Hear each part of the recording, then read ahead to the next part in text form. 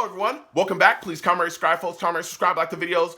Also, share the videos. I want to thank everyone that does like, watch, and share my videos. You folks are the absolute best. Listen, folks, there's a link to you down below. Has the links to all of my social media platforms. Please go down there. Follow me across all my social media platforms and talk to me because I'll talk back. Also down there as well as links to all of my YouTube pages. Please go down there, subscribe to all my YouTube pages, and turn on your notifications so when I post content, you folks will be in the know. So with that said and done and put to the side,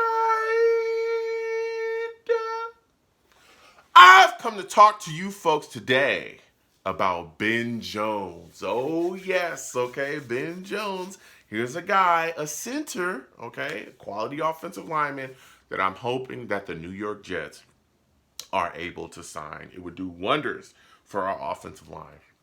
We're also going to touch on some of the more recent free agency signings that the New York Jets have made. They've grabbed some guys, brought some guys into the facility, and made them Jets. So we're going to be discussing that as well.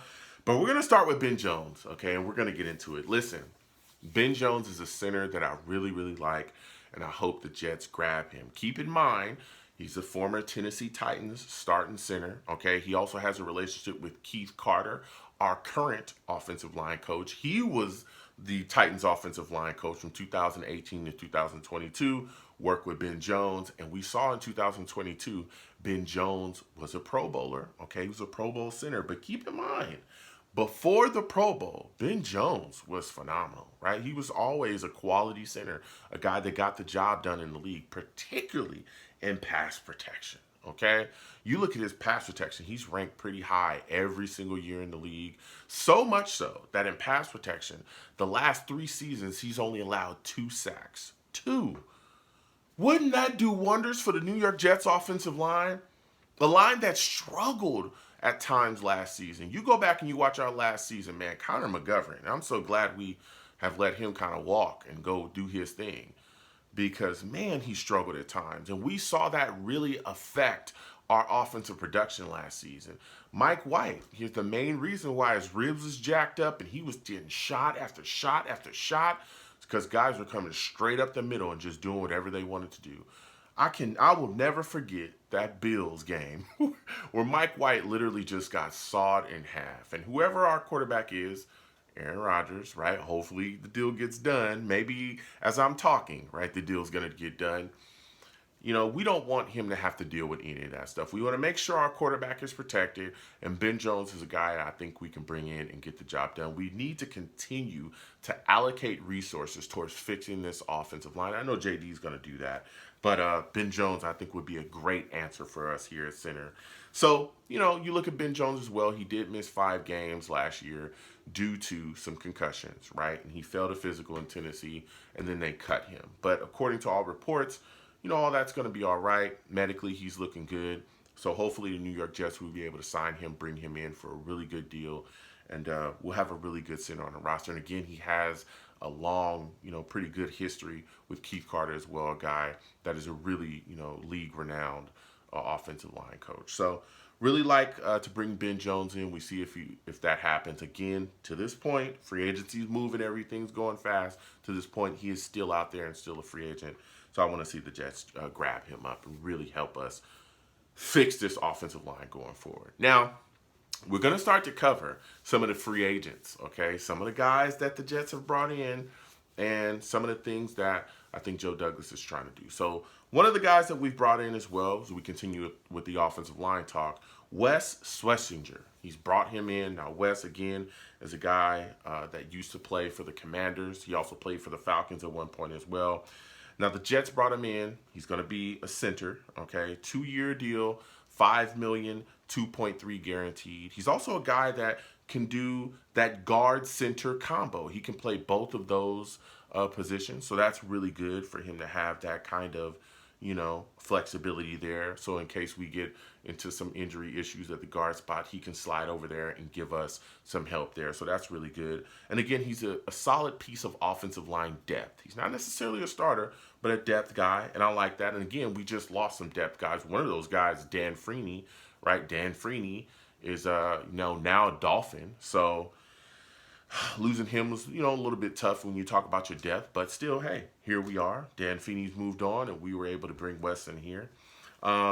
And we also saw that, Wes has 60 starts in his career so far. Again, played with the Falcons, the Commanders. He's a solid run blocker, right? Pretty solid run blocking. He's a little bit shaky in pass protection. But again, he's a depth guy. He's a depth guy, so that's okay. You can't have a team full of all-stars, but it's a good move for the New York Jets coming in here, just continuing to shore up their depth. We also brought in Tyson Cologne. Okay, Tyson Cologne, center as well, 1-year deal, played for the Ravens. He did make the Ravens active roster before, and he's another guy we brought in as a depth piece. Okay, so the Jets are continuing to fix that offensive line spot, continuing to attack depth. We know that JD has said in the past as well, everyone knows that JD loves his offensive linemen, but we need to continue to attack that. Also, tackle is another spot as well I think the New York Jets need to look at. But I think a lot of these things, especially along our offensive line, are going to get shored up in the draft. That's where I think they'll really attack the offensive line, bringing in young guys, especially if we are able to keep that 13th pick. Again, there's things moving and shaking with the Rodgers trade. We'll see what the Jets end up actually giving up. But if we keep that pick, more than likely it's going to be a tackle that's going to be taken there. There's a lot of guys in this upcoming draft that the Jets could grab, from Paris Johnson to there's a bunch of dudes. That kid out of Georgia. There's a lot of guys that the Jets can end up grabbing that could be there at 13. So we'll see. So we also grabbed Thomas Morstead. Thomas Morstead, old punter, veteran punter in this league, right? He's done his thing. We saw him do his thing with the Saints. He was a Dolphin last season. And Morstead is going to be brought in, man.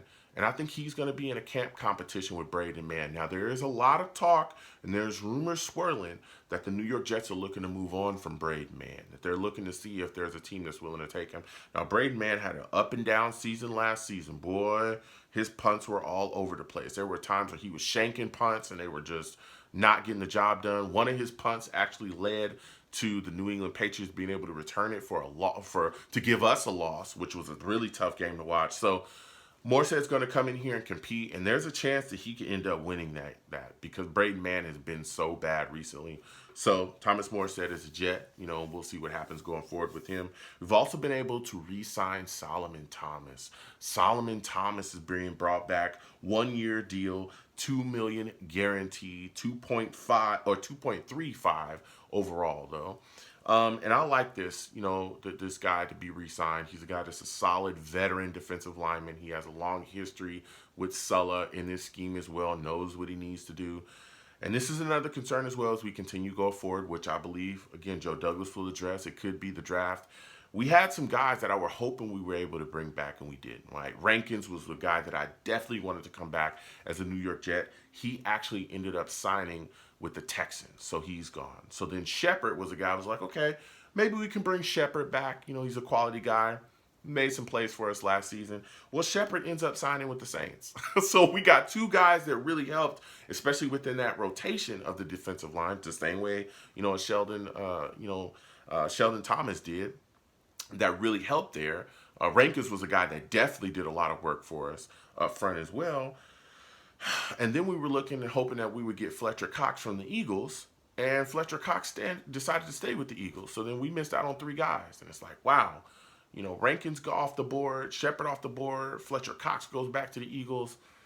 Things are looking a little rough. But again, JD can continue to address the defensive line position in the draft. And maybe he's grabbed some other free agents that are out there as well that are still swirling around. But, to bring Solomon Thomas back, I thought was a good move. So comment down below. Let me know what you folks think. How do you folks feel about the option of the New York Jets signing Ben Jones? What are your thoughts about that? What are your thoughts about some of the free agents that the New York Jets have signed? Wes, Cologne, Morstead, Solomon Thomas. How are you guys feeling about that? Comment down below. Let's go back and forth. You folks have a good one. Peace.